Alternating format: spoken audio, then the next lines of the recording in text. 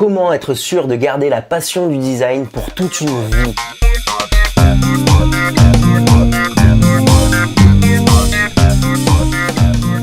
Aujourd'hui, on va parler de passion parce que pour moi, la passion, c'est le cœur de ta motivation.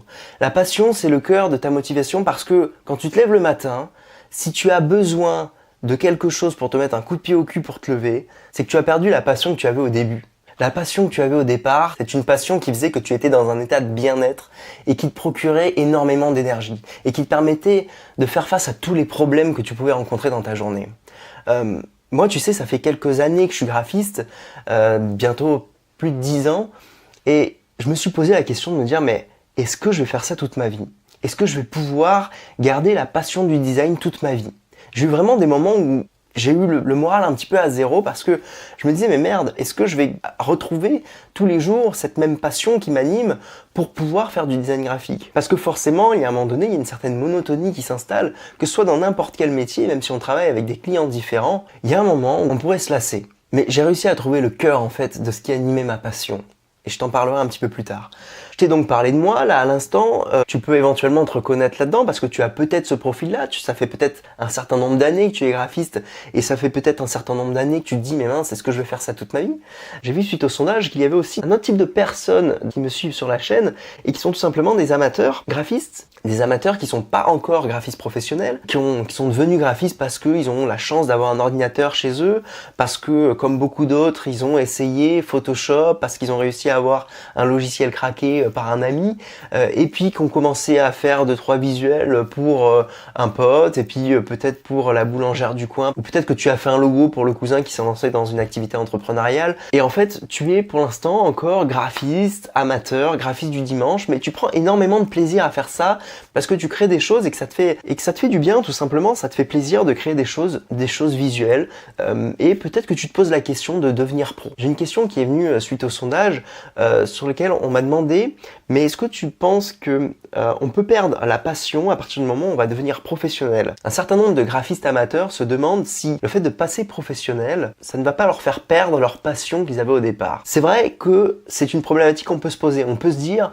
potentiellement, oui, la passion, on peut la perdre parce que on va se retrouver avec des clients qui vont parler argent. Alors du coup, on va avoir la pression, on va beaucoup moins se lâcher créativement puisque forcément, il va y avoir toute la contrainte de création du devis, d'envoi de l'offre, de créer son offre, de gérer son tarif journalier, pouvoir avoir la sûreté que le client est bien en accord avec ce que tu lui as proposé dans l'offre, pouvoir être sûr que ça va satisfaire le client. Et en fait, on se dit que forcément, le mec qui se lance là-dedans et qui était amateur avant, il va forcément perdre de la passion. Ça, c'est ce que les gens se disent.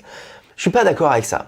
Je suis pas d'accord avec ça parce que ça fait 10 ans que je fais du design graphique. Ça fait 10 ans que je me pose ces questions et au bout de 10 ans, j'arrive encore à trouver de la passion dans mon métier. J'arrive encore à trouver une certaine motivation. Et cette motivation, j'ai réussi à la retrouver dans le process de travail. J'ai réussi à la retrouver en minimisant toutes ces étapes dont je parlais avant, la gestion du client, les allers-retours, la gestion du devis, etc. J'ai réussi à la minimiser parce que j'ai mis en place un certain nombre de processus que j'arrive à entre guillemets automatisés, sur lesquels du coup j'ai plus à réfléchir. Je réinvente plus la roue à chaque fois.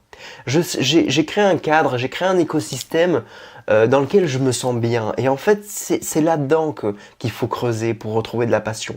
Même si ça fait 10 ans que tu es graphiste et que tu commences à t'essouffler un petit peu sur ton métier parce que tu as l'impression d'être bloqué, parce que tu as l'impression que finalement tu sais faire que ça de ta vie, reste pas victime de ça.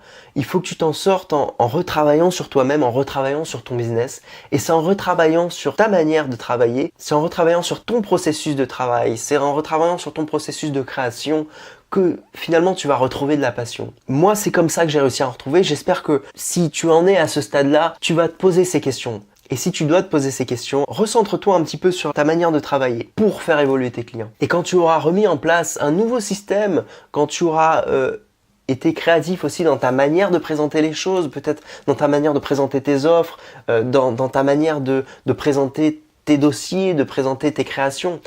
C'est comme ça que tu retrouveras de la passion. Parce que la passion, elle vient de quelque chose de nouveau. Au départ, tu as trouvé de la passion parce que quand tu es arrivé à créer ton premier logo qui ressemblait un petit peu à quelque chose sur lequel tu disais putain ça ressemble à un truc un petit peu professionnel, là tu t'es dit ah ouais super, j'ai réussi à faire ça parce que c'était quelque chose de nouveau pour toi. Quand tu as 10 ans d'expérience et que tu fais la même chose tout le temps, forcément, il va falloir que tu cherches à créer quelque chose de nouveau. Mais c'est pas parce que tu as des clients différents et que tous les jours tu crées des logos différents que forcément tu es épanoui. Il y en a qui disent ouais mais c'est super, vous avez un super métier parce que vous créez des choses différentes tous les jours. C'est super, c'est varié, c'est génial.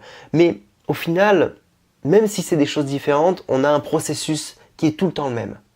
Et c'est dans ce processus-là qu'on a tendance à perdre la passion. Donc, si tu perds la passion dans ton processus, tout simplement, il faut que tu remettes un coup de neuf dans ton processus de travail.